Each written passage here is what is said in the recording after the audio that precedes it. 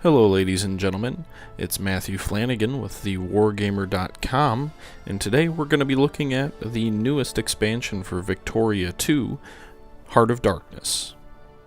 Heart of Darkness is the second expansion of Paradox Interactive's Victoria 2.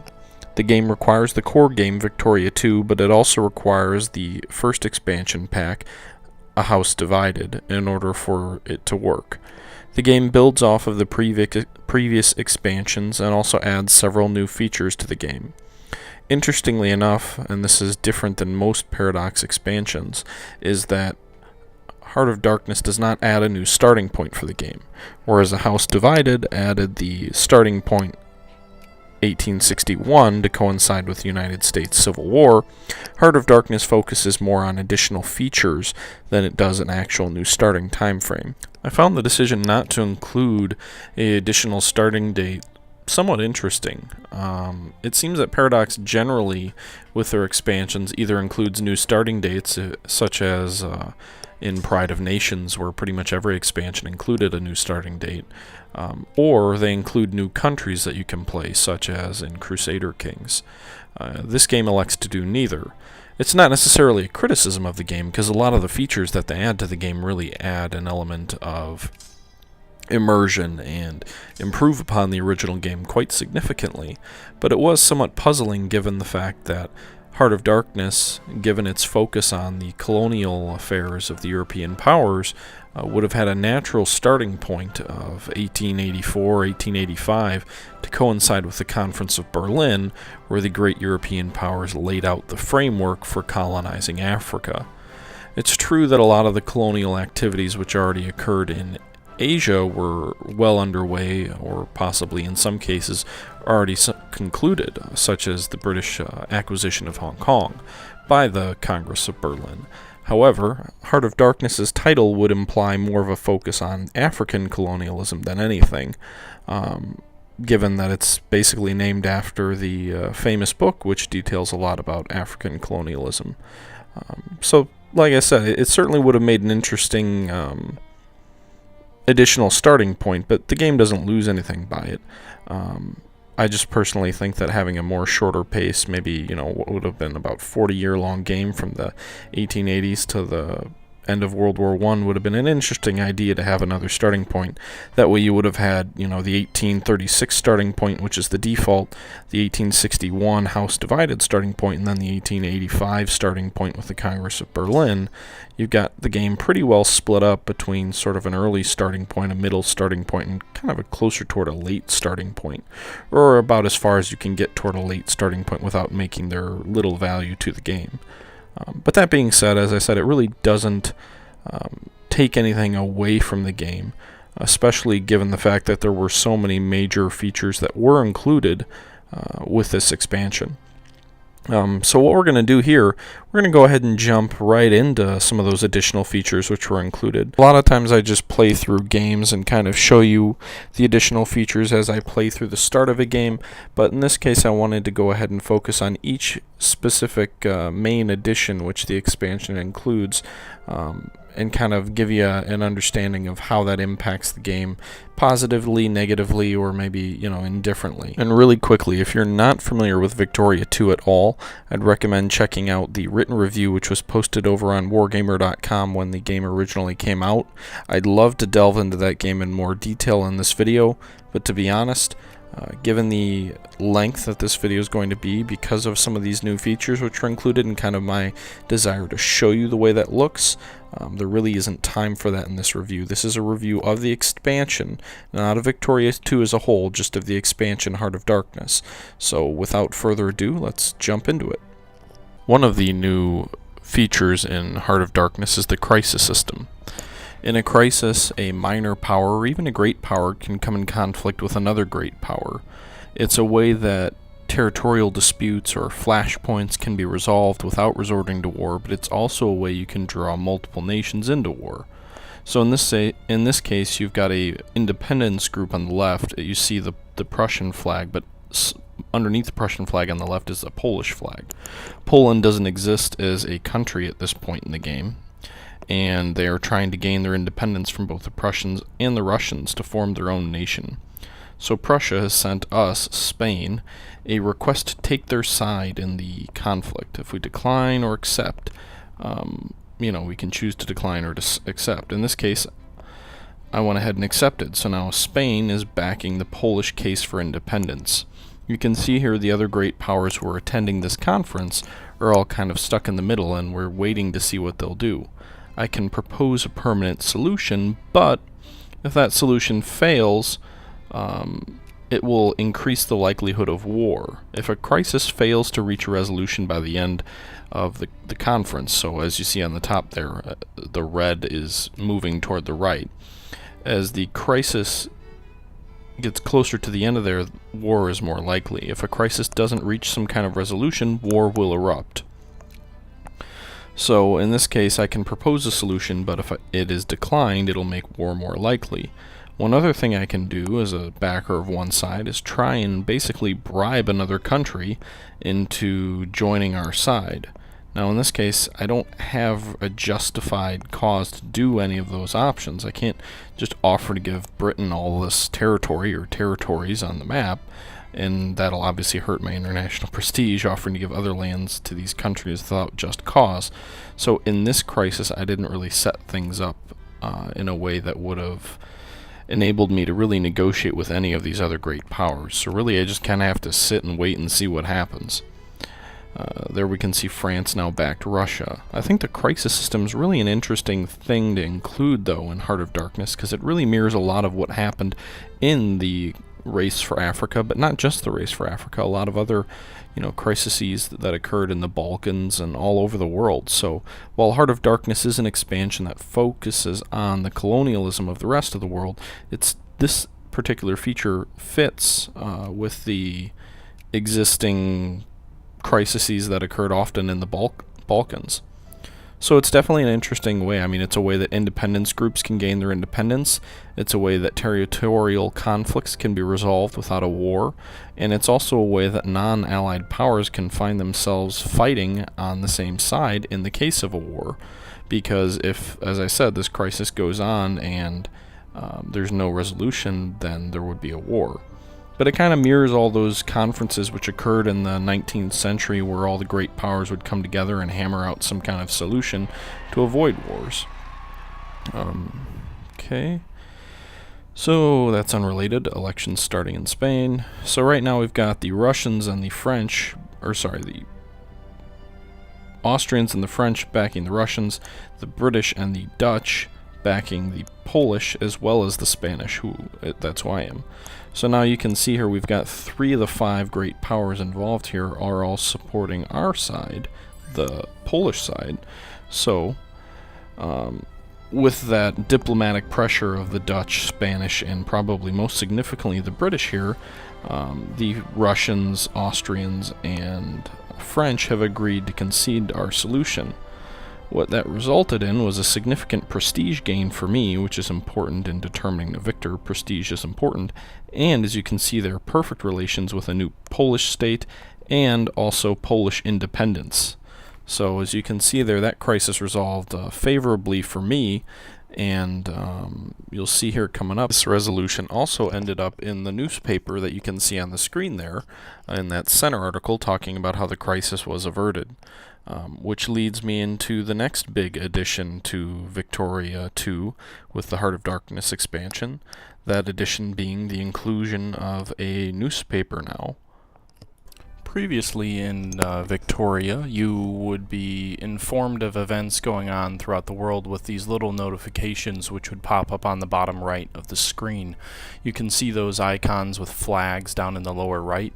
That would be an example of what you used to see. You'd click on it and it would give you kind of an update. So if 2 countries went to war, if 2 countries signed a peace treaty, that would be your primary way of getting information. In Victoria 2 Heart of Darkness, however, the addition of this newspaper that I've mentioned is a new way to get information. So when countries go to war, you'll see updates in the papers that they went to war. When countries sign peace treaties, you'll see newspapers showing peace treaties. On the left there, you can see that there is a archive. So all of the newspapers over time will have been saved in there. So if you're ever trying to get a quick summary of what's occurred over the course of the game. You can just go ahead and check the archive and see what was reported at different times in the game's history. It's also a way to get information that you might not have had the ability to get previously. So if a country is scared about what you're doing in terms of building up your navy or your army, it may be reported in the paper that they're worried about you. When you beat your enemy in a battle, it'll also show battle results in there. When a crisis is resolved, we mentioned the crisis system earlier, you will see a report of the resolution in there. So also included are other things like research and development and other events that occur. So they're really all interesting ways to stay appraised with the situation throughout the world. And a lot of the papers are also based on historical papers there at the time. According to the developers, I haven't seen this in the game myself, but according to the developers, you also will see different standpoints. So a British paper might have a certain bias versus a Spanish paper. It doesn't really seem to work out that way in practice. I haven't seen too much of a dynamic element to the newspapers as maybe it was advertised with this system, but either way, it's definitely a great system to introduce information to the player and keep the player informed and feeling immersed into the situation. Rather than having these kind of gamey pop-ups, you've got a historically tuned paper, which, as I said, certainly adds an element of immersion and something that makes the game feel like it comes more alive, and that's definitely a great addition. Not something I probably would have thought to add. I don't think it was anything that I've seen anyone really asking for, but really a great job by Paradox here in adding a feature that really has the pulse of the game and adds a lot to the game. Even if at times the articles may seem vague and kind of auto-generated and all of that, or it may not seem like a real person writing the paper, it's still a huge step up over what had existed previously. Another new addition to the game is the naval combat phases here. So they've really expanded upon naval combat in this expansion to include a whole new, at least, way of displaying combat. So previously, when you would fight naval ships, it would just kind of show the morale and the organization kind of go up and down. Now you see on the left here, they've got a whole new way of doing things where it'll give you a diagram as ships approach each other and as ships engage with each other, and then, as they retreat and pursue each other. So you see down here on the lower left, you kind of get a lot more information about naval combat than you would have had previously. Also, there's an element of ranged warfare which is added. So as warships advance from the 1830s, when it was basically broadsides only, through to the 1880s and 1890s, you'll see the advantage of bigger ships having longer range guns, and that actually influences combat. If you're trying to flee, you may not be able to get away. So that's another really pretty big addition here on the naval combat side of things. Land combat was always Victoria's strong suit versus naval combat, and that's something that they definitely addressed here. And I'd say, watching a naval engagement and a land engagement occur side by side is definitely an enjoyable experience. They made a few tweaks to land combat as well, but the biggest addition here was, like I said, this improvement of naval combat, and it definitely fits given the era, and how important naval combat was and naval power was during the age of imperialism. And that actually feeds directly into the next improvement which they focused on, and that being the colonial side of the game. Naval power is even more important as you expand your colonial empire, and that's something that the colonial system was completely revamped from the way that it used to be in Victoria 2. They introduced a whole new system which really kind of gives a new element of realism and interest in with the colonialism, or the race for Africa, if you will. Versions of Victoria really, if you wanted to conquer territories in Africa, you'd basically just start putting outposts all over. I believe you had to be within a certain range of naval bases, but you essentially could put put a coaling station or other things like that and build up a couple of different types of investments in an area, and then eventually, once you had enough influence in the area, you could colonize it. Now the game works a little bit different. You start off, there are these things called colonial points, first of all, which determine kind of how much you can expand colonial-wise. It takes colonial points basically to send expeditions to uncolonized territories so that you can get influence there and possibly set up a protectorate or some kind of colony. To get those points, a lot of it's determined by your naval bases. So, for example, one thing, you've got to have a naval base within a certain range of areas you want to colonize. So that kind of adds influence to the importance of navies. Also adds an element of reality in how important navies were, and having naval bases all over the world was. So, in 1836, a country like Great Britain is going to have a huge advantage over a country like Prussia. Even Spain is in somewhat of an advantageous position in that they have small little islands everywhere. Now, Spain would be at a significant disadvantage from the technological standpoint. They don't have enough colonial points or technology points to really start building up a colonial empire like the British do if they really want to race at it. But really, I think the most intriguing, the most interesting way that they've revised colonialism is that rather than, if you're the first country to claim a province, to send an expedition to a province here, let me kind of recap real quick. You earn colonial points based on a whole number of factors, and those points go into sending things like expeditions. So if you want to send an expedition to a colony, it takes points. After you send an expedition, if no other country sends an expedition to the same province as you, after, I believe it's a year, you can actually create a protectorate, which I just did there. You can see in Cameroon. Basically, no one challenged me there, and all I needed was an expedition, and I could claim that area as my own. Now, with the example here, the French are competing with me here. So in the past, if I put a coaling station there, at least in my recollection of Victoria 1 even, another country couldn't put a coaling station in the same place that I had a coaling station. But now there's a sense of competition. So if we both send an expedition, well, then neither country gets to claim a colony there. Well, the way that colonialism works in this game is if you both send an expedition, then neither one of you gets to claim the colony. Then what you can do is you can send colonists to the same province. Well, same thing happens. If you send colonists and the other side doesn't send colonists, then over time you can then build up an outpost, and then you can build up townships, and at some point you'll be able to claim that area as a protectorate. However, if both sides send colonists, then as I said, the next step would be building an outpost. If both sides build an outpost, the next step would be creating a settlement. If both sides do that, the next step would be building guard houses throughout the colonies.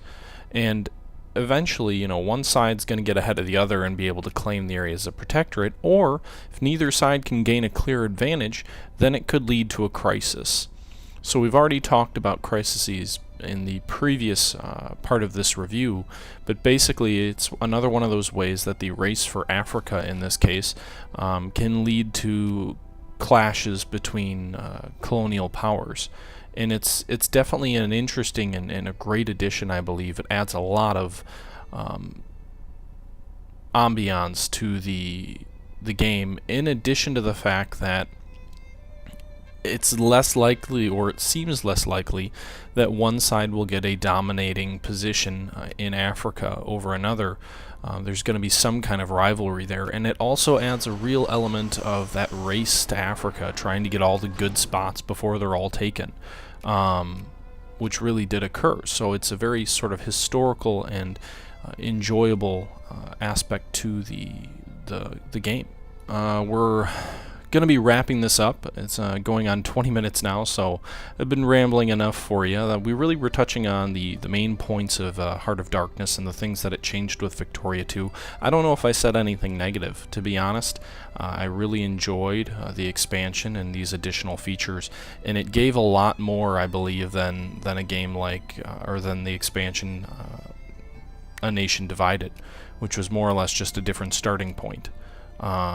The expansion on naval power and the importance on naval power in the race for colonies, as well as the new colonial system, really makes this game feel a lot more like it's out of the Victorian age. And then perhaps most importantly, the crisis system, which was added to the game, really brings all of these new elements together. The race for Africa, the new colonial system, and then the importance of naval power really all culminate when those countries who are trying to colonize the same areas come into conflict.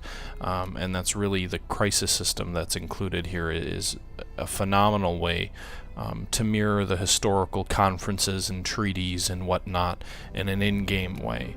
I think one of the things that really bugged me about a lot of these types of games in the past is diplomacy always seemed secondary to military might, and I think Victoria 2, A Heart of Darkness, finally brings a real sense of actual diplomacy with including the crisis system, and really is something that I found quite enjoyable. Anyone who owns Victoria 2 and House Divided, I highly recommend you go out and pick this game up, because if you enjoy Victoria, this game, this expansion dramatically improves upon the game. The naval combat system is a big step up. Newspapers are a nice immersion factor. The new colonial system makes the race for Africa actually enjoyable and competitive, where in the past it seemed more like just a race to establish outposts. And then the importance on naval power. I'm kind of a naval buff myself, so I really do. Maybe I enjoy that more than the ordinary person, but that sense of a naval race really exists in this game, where the size of your navy is important for building up your colonial empire. One last thing I will mention, they did also include a new naval class. Previously, monitors were the last step before you got to dreadnoughts. They added a battleship class in there, which represents the pre-dreadnought era, which I think was a huge improvement as well. It really seemed like from the mid-1870s until the early 1900s there was no other battleships in there, and there was really some pretty interesting designs in the pre-dreadnought class. So for them to expand and include that's a nice little addition. But really, these game features are a game changer for this game and make Victoria a much better, much more enjoyable game, in my opinion. So, like I said, if you're a fan of Victoria, definitely go out and pick this up. If you haven't liked the way that Victoria's handled colonialism in the past, if you thought it was just too easy and too typical for one side to dominate a continent, I highly recommend picking Victoria 2 up and getting this expansion as well. I'm not generally quite so praising of reviews, but this is a great game, and I highly recommend it to anyone interested in the era, anyone who enjoys Paradox games. So anyway, with that said, I could probably go on for a while longer, but we'll go ahead and cut myself off here. For Wargamer.com, this has been Matthew Flanigan. Thanks for watching.